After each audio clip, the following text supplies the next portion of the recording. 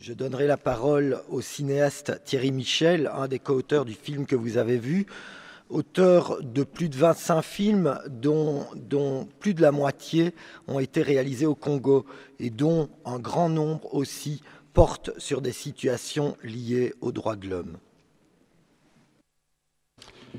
Merci. Monsieur le Haut-Commissaire, Monsieur Alusseigne, Monsieur le Ministre-Président, cher Rudy Demotte, cher Henri, je suis vraiment très heureux d'être ici avec et à côté d'un homme exceptionnel, d'un homme qui se bat pour une cause auquel il se brûle, d'un homme qui prend les risques, qui revient dans ce même lieu où il est venu voici 4 ans et dont le retour, comme on l'a déjà dit, a été douloureux puisqu'au retour on a essayé de l'assassiner, qu'il a perdu un proche.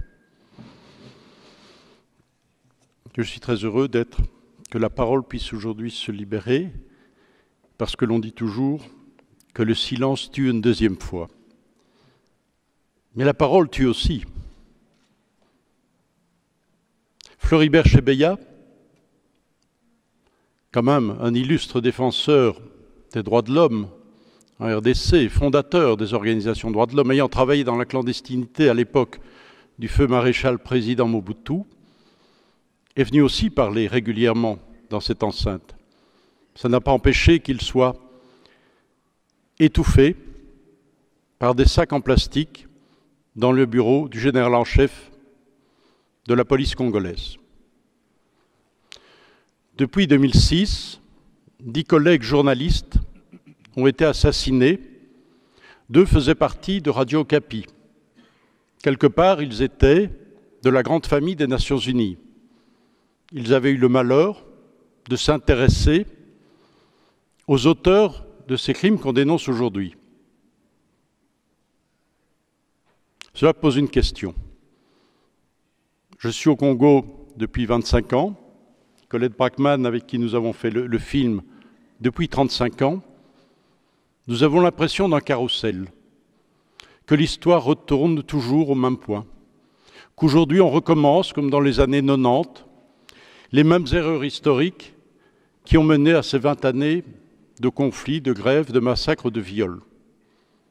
Nous savons ce qui se passe au Burundi, nous savons donc le scénario qui pourrait se présenter au Congo dans peu de temps.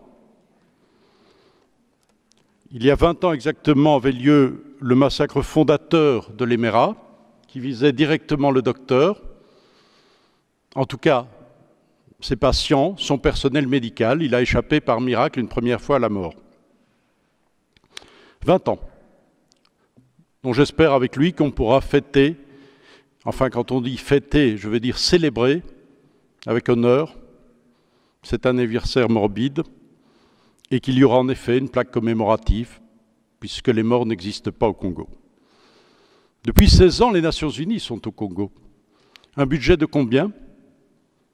1,5 milliard, dit-on. Je n'ose le croire. 20 ans d'1,5 milliard. 20 000 membres des Nations Unies, civils et militaires. Mais non, ne me dites pas qu'après 16 ans, nous revenons à la case départ. C'est invraisemblable. Et chaque fois, partout où nous nous sommes rendus avec Colette Brackman, toujours le même cri des femmes. Pourquoi n'a-t-on pas poursuivi nos meurtriers? Pourquoi les Nations Unies, qui ont fait un travail exceptionnel, grâce à leurs experts, dans ce fameux rapport mapping, qui est la pièce maîtresse, la pierre angulaire de toute l'action, me semble-t-il, pour faire régner la justice dans ce pays, pourquoi, après ce fabuleux rapport qui a listé les 617 violations graves des droits de l'homme, du droit humanitaire, du droit de la guerre, pourquoi pas de poursuite judiciaire? À quoi bon avoir fait ce travail si c'est pour qu'aujourd'hui, les criminels soient généraux, ministres, pour des sociétés les plus diverses, et qu'avec arrogance, elles soient là, devant le regard des victimes, humiliées, violentées, impuissantes? Pourquoi n'a-t-on pas donné une suite judiciaire à ce document? Les listes existent. Les listes ont été établies. On en a encore parlé hier avec Madame Navi Pillay, qui à l'époque avait des responsabilités importantes aux Nations Unies. Pourquoi cette impunité? Pourquoi pas de justice internationale, pas de tribunal pénal international, pas de tribunaux spéciaux, pas aujourd'hui pour le moment de tribunaux mixtes comme ça a été le cas au Cambodge? Je sais que des propositions ont été faites, qui ont été refusées par les autorités congolaises. Mais enfin, ce cycle nous mène où? Dans le mur absolu. Et on dira encore dans 1 an, dans 2 ans, ah mon Dieu, si on avait su. Mais non, on le sait. Ce n'est que la répétition de l'histoire. On voit bien tout le scénario qui se profile. C'est ça que je voulais dire. Je pense qu'on ne peut pas laisser les choses aller. Je pense que le docteur prend un immense risque. Pourquoi, avant-hier, une journaliste d'Al Jazeera me téléphone? Vous êtes bien à Genève? Mais oui, avec le docteur.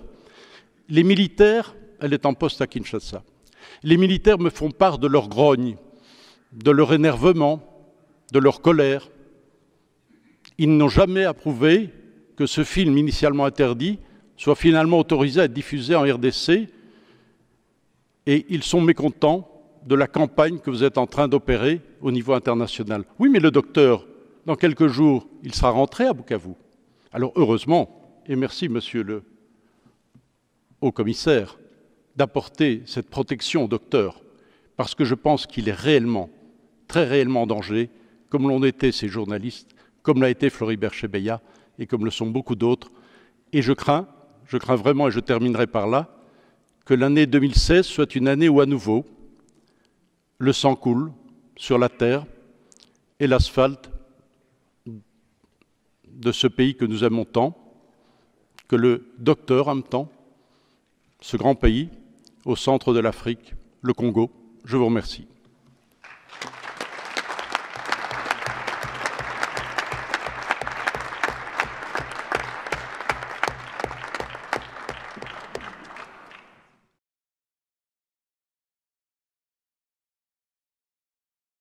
Alors, Thierry.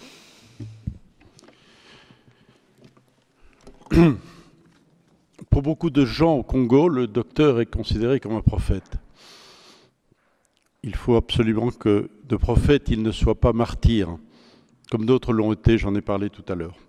Alors je voulais juste citer, c'est présent dans le film, je me permets de le reprendre, un psaume de David que je voudrais dédier au docteur. De la poussière, il fait lever le misérable. De dessus le fumier, il élève le pauvre. Il fait habiter la femme stérile dans une maison joyeuse. Si longue soit la nuit, le soleil se lèvera à l'horizon. C'est ce qu'on peut espérer pour ce grand pays. Merci.